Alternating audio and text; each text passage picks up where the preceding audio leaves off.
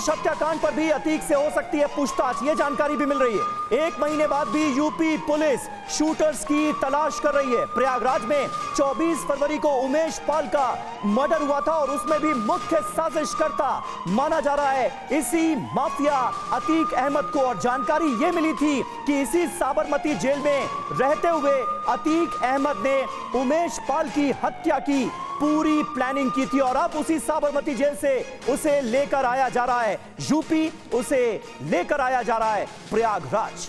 और इस बीच प्रयागराज से हमारे साथ विनय जुड़ चुके हैं, उनसे और ज्यादा तफसील से समझते हैं।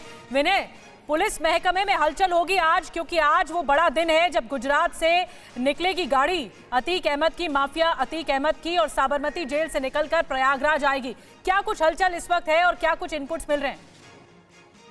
देखिए, जिस तरीके से प्रयागराज में जो पुलिस प्रशासन है उसने भी अपनी तैयारियां पूरी कर रखी है, क्योंकि शुक्रवार को ही प्रयागराज से 4 टीमें भेजी गई थी। इसके अलावा यूपी एसटीएफ और यूपी के जो तमाम जो अफसर है उनको इसमें शामिल किया गया है साबरमती जेल से अतीक अहमद को प्रयागराज लाने के लिए। बताया ये जा रहा है कि लाने के लिए इसकी लिस्ट भी बाकायदे बनाई गई थी कि इसमें कौन कौन पुलिसकर्मी और कौन कौन अफसर जो है वो शामिल होंगे। तो ऐसे में 8 टीमें कुल जो है वो साबरमती जेल से अतीक अहमद को लेकर प्रयागराज पहुंचेगी और उसके बाद उसको सीजेएम कोर्ट में भी पेश किया जाएगा, जिसमें उमेश पाल हत्याकांड के उसको मुख्य माना जा रहा है कि बैठ के साजिश करता है, क्योंकि जिस तरीके से फेस टाइम के जरिए माफिया डॉन अतीक अहमद और उसका भाई अशरफ जो है बरेली जेल में, इन लोगों ने पूरे उमेश पाल हत्याकांड की पूरी साजिश रखी थी। तो कहीं ना कहीं बात बताइए, 28 तारीख को बरेली से अशरफ को भी प्रयागराज लाना होगा।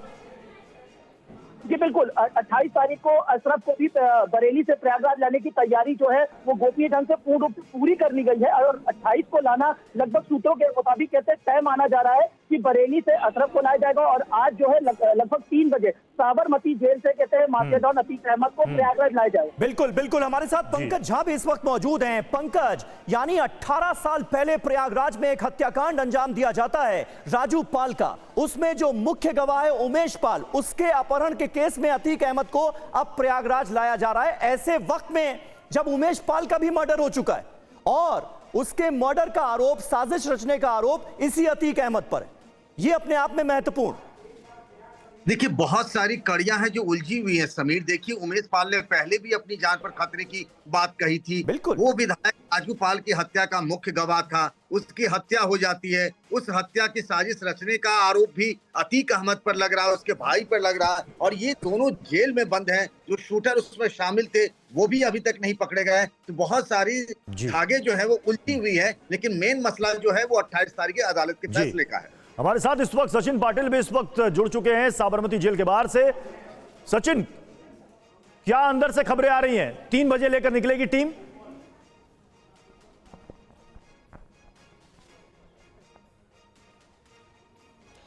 देखिए यहाँ पर जो कागजी कार्रवाई है या जो फॉर्मेलिटीज़ है वो फॉर्मेलिटीज़ पूरी की जा रही हैं। सुबह 9 साढ़े 9 बजे से यूपी प्रयागराज पुलिस यहाँ साबरमती सेंट्रल जेल पहुँची।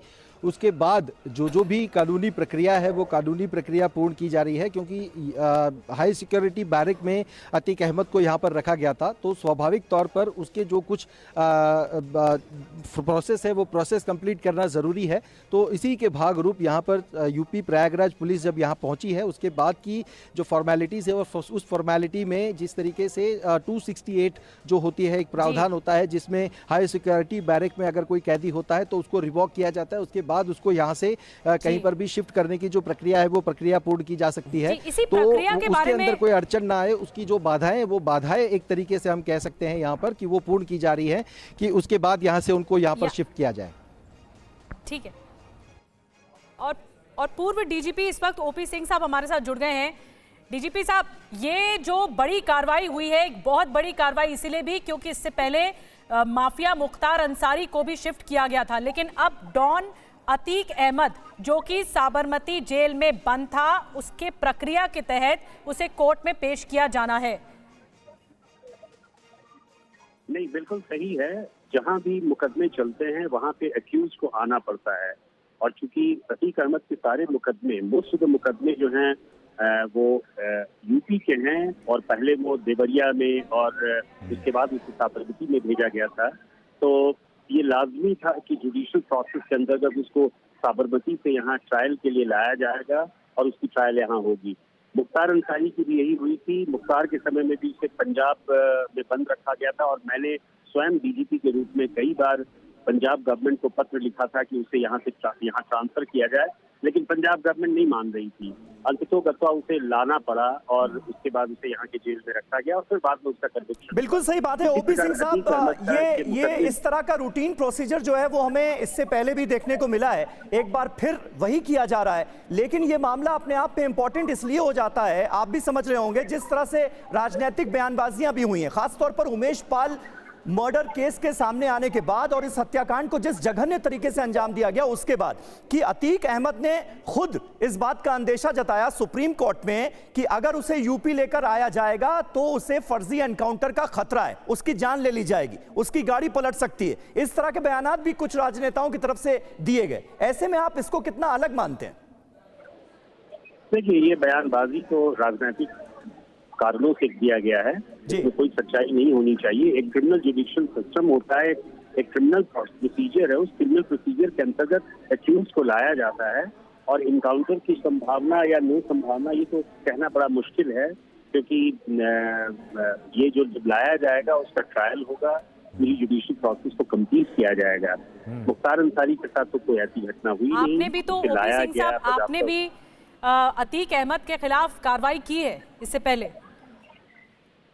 जी हाँ, बिल्कुल हमने कार्रवाई की है और हमने चाहा था कि उसे हम गिरफ्तार करें, लेकिन राजनीतिक कारणों से उसे गिरफ्तार नहीं किया जा सका था। ये बहुत पुरानी बात है जिसके बारे में कई जगह लिखा भी गया है, लेकिन अब जो संप्रति जो दशा है वो ये है कि उसके कन्विक्शन उसके खिलाफ जरूर होगा, क्योंकि जो माफियाओं का जो अंत होता है वो कन्विक्शन नहीं होता है। उसके खिलाफ बहुत सारे मुकदमे हैं, लगभग 40 वर्षों से वो इस क्रिमिनल जुडिशियल सिस्टम का पार्ट बना हुआ है और मुझे पूरा विश्वास है कि न्यायिक प्रक्रिया बहुत ही अच्छे ढंग से इसको। लेकिन अभी तक अतीक अहमद को, इतना बड़ा माफिया, इतने केसेस में, जघन्य केसेस में उसका नाम सामने आया, लेकिन अभी तक किसी भी केस में उसे दोषी नहीं ठहराया जा सका। ऐसा क्यों ओपी सिंह साहब? आखिरी सवाल आपसे।